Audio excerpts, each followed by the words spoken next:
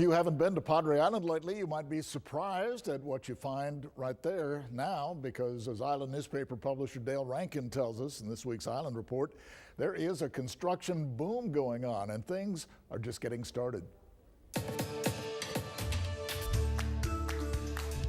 The big story on the island this week is really a series of small stories that, when taken together, show an island that everywhere you look is under construction.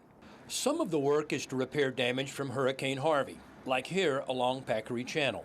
But right next door, a new public pavilion is going up, and just down Zahn Road, the lively beach development brings the first new oceanfront housing on Padre Island since the 1980s. Along SPID, work on the new IGA grocery store is moving quickly, and the development there includes retail space, which is in high demand. Just down the road, an old store is being converted into a restaurant, and right next door, more retail space is going in and already under construction.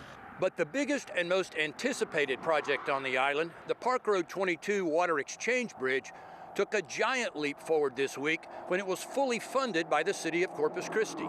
But the biggest change will come here around Lake Padre, where $500 million of development, including hotels and a marina, have been awaiting a city commitment to fund the bridge. A new townhome development is already underway there. That will include about 20 boat slips and a clubhouse. Everywhere you look on Padre Island these days, something is under construction, and things are happening. It's an exciting time to call this place home.